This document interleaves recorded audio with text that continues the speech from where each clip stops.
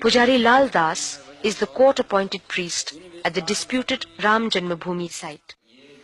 विश्व हिंदू परिषद ने मंदिर बनाने का कार्य शुरू किया है, इसके बारे में क्या सोचते हैं? ये तो एक राजनीतिक मुद्दा है।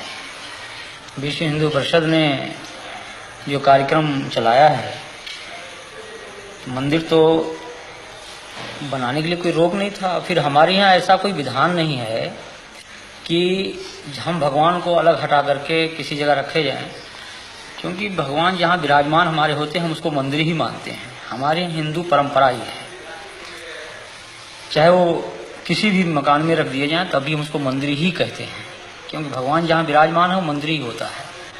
फिर अलग से मंदिर बनाने का कोई औचित्य नहीं है। अगर अलग से भी बनाया जाता तो उस इमारत में जिसमें भगवान विराजमान हैं हम उसको तोड़ना भी नहीं चाहते हैं, और जो लोग तोड़ना चाहते हैं वो इस मुद्दे को लेकर तोड़ना चाहते हैं कि पूरे हिंदुस्तान में एक तनाव की स्थिति पैदा हो और हिंदू मत जो है हमारे पक्ष में हो।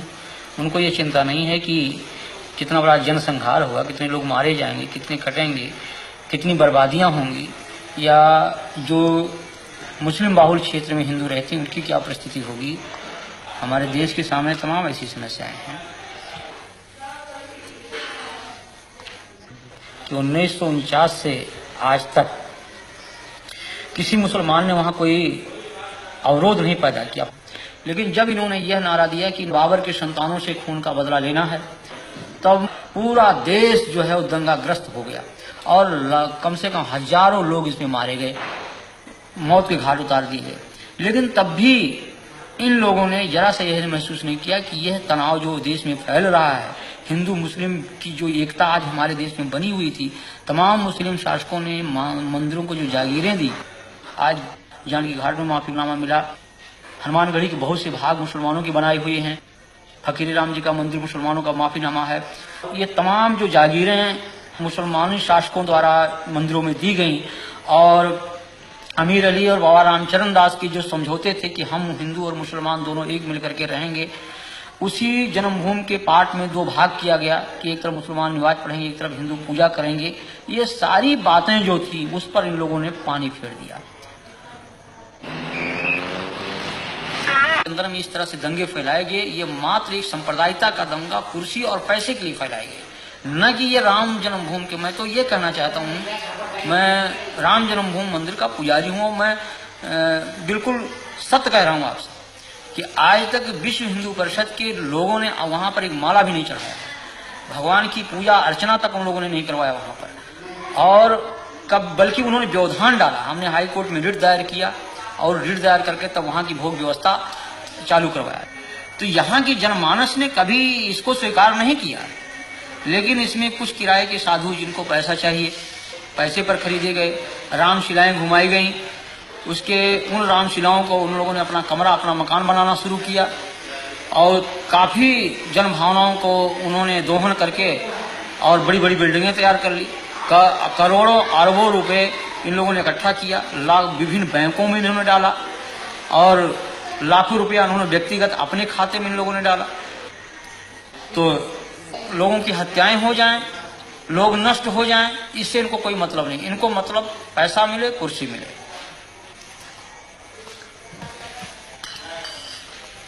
यहाँ जो लोग हिंदू राष्ट्र की बात करते हैं, राम के नाम पर तनाव फैलाते हैं, हिंसा करते हैं, ये सभी उच्च जाति के लोग हैं और ये सबके सब सुविधा भोगी है।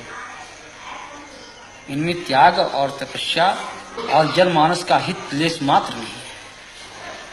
ये केवल धार्मिक भावनाओं को बाहर करके और स्वयं को सुख सुविधा में वो परिणित किए हुए हैं। ये जनहित की बात कर ही नहीं सकते। लेकिन आज बड़े बड़े मठ हैं, करोड़ों अरबों की संपत्ति उसमें है, और हम पैदल छोड़ करके एयरमेल से चलते हैं, फर्स्ट क्लास की टिकट पर चलते हैं, एयर कंडीशन के कमरे में रहते हैं। तो जहां पर हम एक तरफ भौतिकवाद, उस भौतिकवादी व्यवस्था से अलग होकर के त्याग और तपस्या और जनहित की बात सोचते थे, उस जगह हम उसको त्याग करके और हम भौतिकवादी व्यवस्था में परिणत हो चुके हैं। जो हम भौतिकवादी व्यवस्था में पूर्ण रूप से लिप्त हो चुके हैं तो हम भौतिकवाद की ही बात सोचेंगे, हम उससे परे हट नहीं सकते हैं। तो ये आज के धर्माचार्यों को कि आप क्या कहेंगे? हम तो इनको भौतिकवादी व्यवस्था का एक पोषक मानता हूं मैं। ये जो पूंजीपति कहते हैं कि हिंदू धर्म की रक्षा, हिंदू धर्म की रक्षा, मैं कह रहा हूं कि यहीं पर देश के पूंजीपति जो आज धर्म के आज अशोक सिंघल को इस बात को जो कह रहे हैं कि हम बहुत बड़े राम के भक्त हैं, क्या राम का यही आदर्श है कि 90% लोग भूखों मरे? ये हमारे देश की जो विषमता है आज, ये क्या इन धर्माचार्यों की फिर नहीं चाहिए? अगर आप बड़े पूंजीपति हैं, आपके पास पैसा है, आपके कहने में एक पूंजीपति समुदाय देश का है, तो उन पूंजीपतियों से पैसा लेकर के उन गरीबों में लगाइए आप, जैसे मदर टेरेसा कर रही है, या और जिन धर्माचार्यों ने किया है, पूर्व जो धर्माचार्यों हमारे ने किया है, उनका अनुकरण करें आप।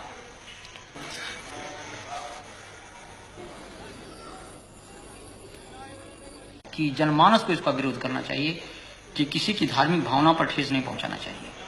हम किसी के दिल को तोड़े नहीं, हमारा धर्म ये अलाउ नहीं करता है, इस चीज को कभी अनुमति नहीं देता है। राम का हमारा ये जो आदर्श है राजनीति का, वो यही है कि जनता सुखी रहे, और जिस तरह से मुख में हम भोजन डालते हैं पेट को मिलता, सभी अंगों को मिलता, उसी तरह से सारी जनता हमारी है, कोई उसमें छोटा बड़ा कोई उसमें ऐसा नहीं है। लेकिन उन आदर्शों की सीधी हत्या की गई। मगर साधु देखो जग बौराना, साच कहो तो मारन धावे, झूठे जगपतियाना। साधु देखो जग बौराना, हिंदू कहत है राम हमारा, मुसलमान रहमाना।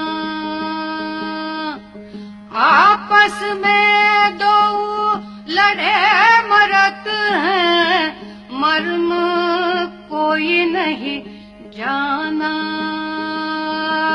मर्म कोई नहीं जाना। माला पहिरे टोपी पहिरे, छाप तिलक अनुमाना। बहुतक देखे पीर औलिया, पढ़े किताब कुराना।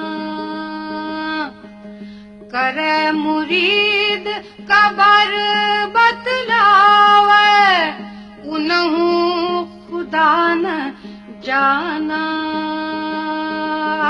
उनहु खुदा न जाना। या विधि हंसत चलत है हमको, आप कहावे जाना। कहे कबीरा सुनो भाई साधो, कहे कबीरा सुनो भाई साधो, इनमें कौन दीवाना,